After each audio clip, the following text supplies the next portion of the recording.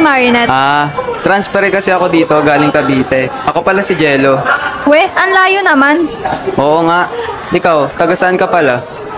Taga dito lang ako sa Katanawan. Talaga? Nalaman ko na ang ganda pala ng kasaysayan ng bayan nyo. Ganon ba? Ano naman mga narinig mo tungkol sa bayan namin? Narinig ko na tungkol pala ito sa dalawang tore na magkatanawan. Kaya tinawag itong Katanawan. Hindi lang yan ang kwento ng bayan namin. Mayroon pa itong mas malalim na dahilan kung bakit ito tinawag na Katanawan. Sa gitna man ng daan, mga saglit.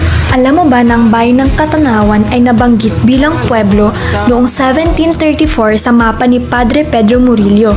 Taong 1685 naman, si Obispo Andres Gonzales ng Nueva Cáceres o Naga City ay nagpetisyon sa hari ng Espanya na ipailalim ang Masbate at pueblo ng Katanawan sa pangalaga ng Recollect Order na nagpapakita ng mas maagang pagkakatatag ng Katanawan. Ang opisyal na taon ng pagkakatatag ng bayan ay 1730 na tinawag noon na nabatasan. Noong unang bahagi naman ay ika-17 siglo, madalas na sinasalakay ng mga Moro o Muslim ang lugar, kaya nagtayo ang mga taga-Katanawan ng dalawang maliit na tore o bantayan na gawa sa bato.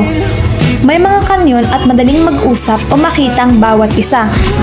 Tinawag itong Magkatanawan sa lokal na wika na dito rin nakuha ang pangalang Katanawan.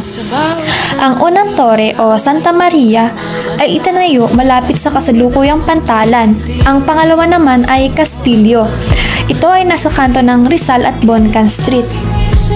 Tapos, noong huling bahagi ng ika-18 siglo, dumadaan ang mga galyon ng Espanya sa lugar. Isa sa mga kapitan nito, si Manuel del Gallego, ay nakakita ng isla na may napakaputing dalampasigan. Bumaba siya rito at sinabing maganda itong lugar upang tirhan. Pinangalanan niya ito bilang Magtanawan na kalaunan nang dumating ang mga Amerikano noong ika-19 na siglo ay naging Katanawan na.